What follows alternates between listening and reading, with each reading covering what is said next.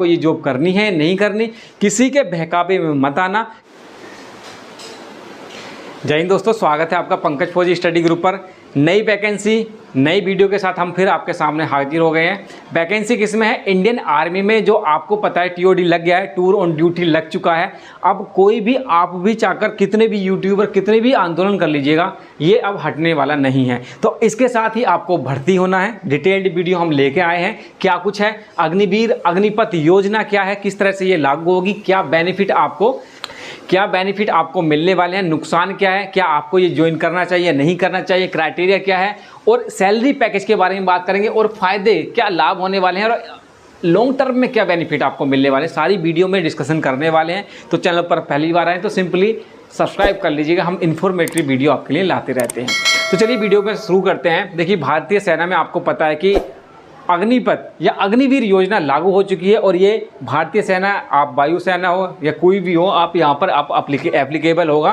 तो total number of post की बात करें तो ये शॉर्ट नोटिस निकला है, और कितनी वैकेंसी की यहाँ पर चर्चा हो रही है, टोटल 46,000 वैकेंसी की बात चल रही है कि आपकी अग्निवीर या अग्निपथ योजना के तहत 46,000 वैकेंसी आपकी अपकमिंग आने वाली हैं।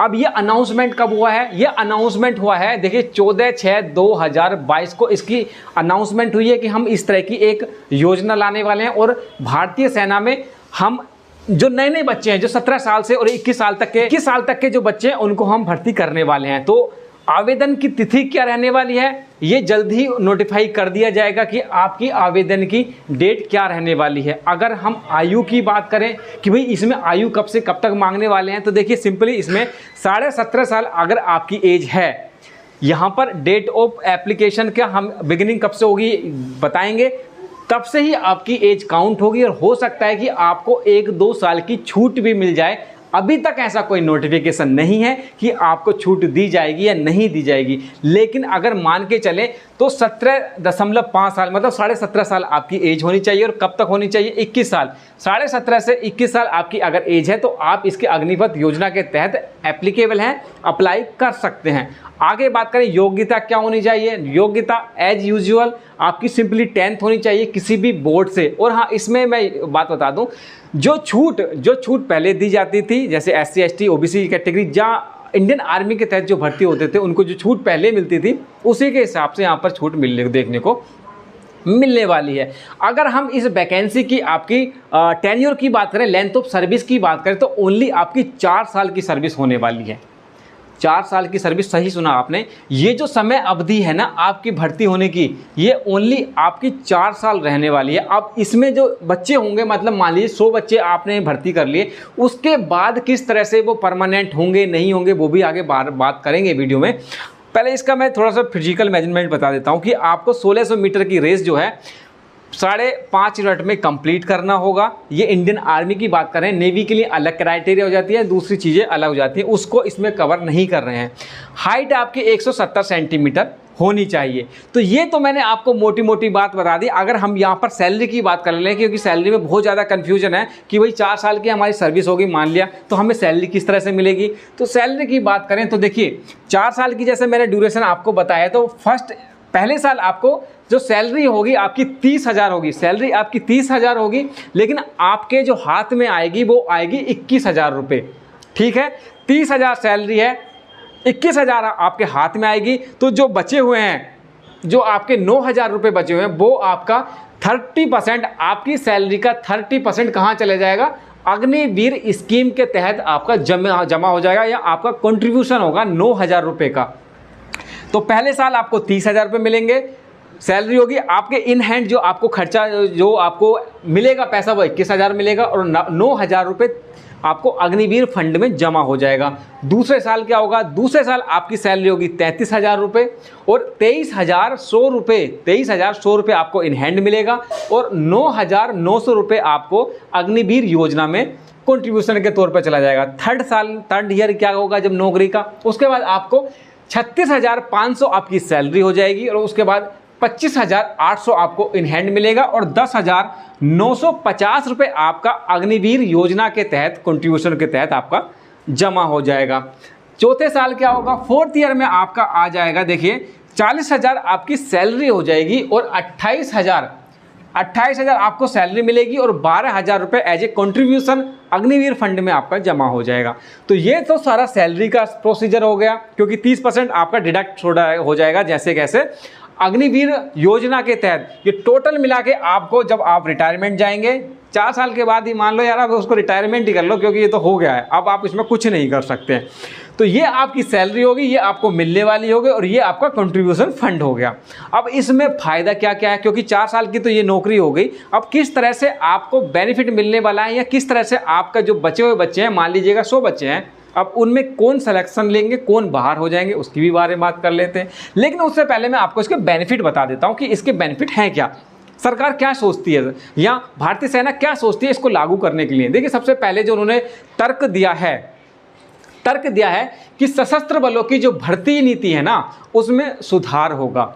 भर्ती नीति में सुधार, क्योंकि भर्ती नीति में सुधार होगा कि जो नए नए बच्चे हैं ना, 17.5 साल से 21 साल के बच्चे हैं, वो हर साल रेगुलर बेसिस पे आएंगे और जिनकी कैपेबल होगा, जो अच्छे होंगे, जिनका फिजिकल मेजरमेंट अच्छा होगा, जो सर्विस अच्छे से कर सकते हैं, उनको रखा जाएगा, बाकी को बाहर भेज दिया जाएगा। दूसरा जो उन्होंने अपना तर्क दिया है कि बलों की जो सशस्त्र बलों की जो प्रोफाइल है ना, वो किस तरह की होगी, युवा होगी और ऊर्जावान होगी। मतलब 17.5 साल की उम्र यार क्या होती है, फूल ही तो होते, कली तो होती हैं, जज्बा उनमें अच्छा होता है, उनमें ऊर्जा काफ़ी होती है। तो हमारी जो फौज है ना, वो ऊर्जावान और युवाओं से भरी हुई होगी, इसलिए उनका एक इसके पीछे ये मकसद हो सकता है। दूसरा क्या है, अग्निवीर आकर्षक वित्तीय पैकेज। इसमें उन्होंने बोला है कि ये जो योजना है ना, इसके तहत हम अच्छी आकर्षक आपको वित्तीय पैकेज देने वाले हैं, अच्छी सैलरी, हैंडसम आपको इंश्योरेंस देने वाले हैं, हैंडसम आपको जो रिटायरमेंट जाएंगे तो 11.5 लाख के आसपास आपको पैकेज मिलेगा। अब क्या है, ये सैलरी आपको पता है 4 साल की होने वाली, ये जो जॉब है 4 साल की होने वाली है। अब उसके बाद आपको क्या है, 4 साल के बाद आपको 11.71 लाख मतलब 11,71,000 का आपको क्या मिलेगा, सेवा निधि मिलेगी। जब आप रिटायरमेंट जाएंगे तो आपको 11,71,000 का सेवा निधि के रूप में दिया जाएगा। उसके बाद पैकेज होगा ये आपका पूरा। उसके बाद आपको 48 लाख का इंश्योरेंस भी इसमें कवर किया जाएगा, लाइफ इंश्योरेंस होगा। 48 लाख का ये लाइफ इंश्योरेंस कवर आपको दिया जाएगा। ये हो गया। अब हम बात कर लेते हैं कि भाई ये 25% की वापसी होगी। तो ये क्या वाला है, अगर मान लीजिएगा कि आपने 100 बच्चे सिलेक्शन ले लिया, ठीक है, सिलेक्शन आपका कितना है, 100 बच्चों का हो गया। उसमें से क्या है कि 75 बच्चों का हम क्या करेंगे, इनको रिजेक्ट कर देंगे। लेकिन जो 25% बच्चे बचेंगे, 25 जो बच्चे बचेंगे, इनको ये रीअप्लाई करेंगे और उनकी सारी सर्विस देखी जाएगी। या जिस तरह का भी नोटिफिकेशन, ये शॉर्ट नोटिफिकेशन आया है, उसके भी मैं आपको बताने की कोशिश कर रहा हूँ जितना मुझे ज्ञान है। जो 25 बच्चे बचेंगे ना 100 में से, इनको ये कंसीडर करने की सोचेंगे कि भाई इनका बिहेव कैसा है, ये कितने ऊर्जावान हैं, इनकी नौकरी करने का तरीका क्या है, क्या ये हमारी जो रिक्वायरमेंट है उसको सेटिस्फाई करते हैं नहीं करते हैं, दूसरे बच्चों से जो 75 बच्चे ये बाहर करने वाले हैं क्या उनसे ये बेहतर हैं, वो सारा कुछ ये देखेंगे। उसके बाद सारा कुछ देखेंगे, उसके बाद ये डिसाइड करेंगे कि ये 25% या 25 बच्चे जो बच्चे हैं उनको लेना है या नहीं लेना है।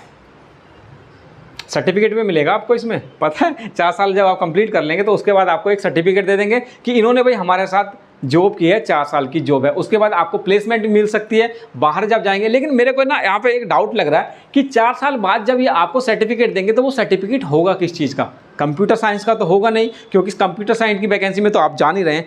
तो ये देखने वाली चीज़ है, क्योंकि अभी शॉर्ट नोटिस है तो कहना बहुत प्रीमेच्योर हो जाएगा कि भाई क्या होना है, कैसे होना है, ये अच्छा है गलत है, जो भी है लग गया। सरकार ने ये एप्लीकेबल कर दिया है सभी के लिए, तो इसका आपको रेस्पेक्ट करना चाहिए। और क्योंकि यार गवर्नमेंट है तो भले के बारे में सोच रही होगी, और जो भी नए कानून बनते हैं तो स्टार्टिंग में बुरे लगते हैं, लेकिन उसमें इम्प्लीमेंटेशन हो सकता है, उसमें चेंजिंग आ सकते हैं।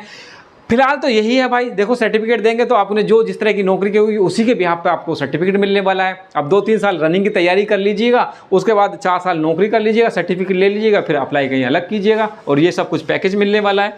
योग्यता सैलरी के बारे में सब कुछ आप बता दिया है। डिसीजन आपके पास है कि आपको ये जॉब करनी है नहीं करनी। किसी के बहकावे में मत आना कि आपका दोस्त कहेगा अरे यार क्या है ये कॉन्ट्रैक्ट बेस मान के चलो संविदा पे, मैं तो जाऊँगा नहीं। जब आप लाइन में देखेंगे ना तो सबसे पहले वही बंदा खड़ा हुआ आपको सबसे पहले मिलेगा, रेस मारता हुआ मिलेगा और आपको बोलेगा यार कहाँ जा रहा है, मत जा, ये तो बेकार है, ये है वो। लेकिन सबसे पहले वही बंदा अगर सबसे पहले लाइन में वही खड़ा हुआ मिलेगा भर्ती लेने के लिए। यार आर्मी का नाम ही काफ़ी है, वो सब चाहते हैं यार इंडियन आर्मी में या भारतीय सेना में नौकरी करने का सपना किसका नहीं होता। अब जो भी है भाई ये है, इसके बारे में जो जानकारी थी मैंने आपको बता दी। मिलते हैं अगले किसी वीडियो, चैनल सब्सक्राइब कर लीजिएगा, ठीक है। मिलते हैं अगले वीडियो में, तब तक के लिए जय हिंद।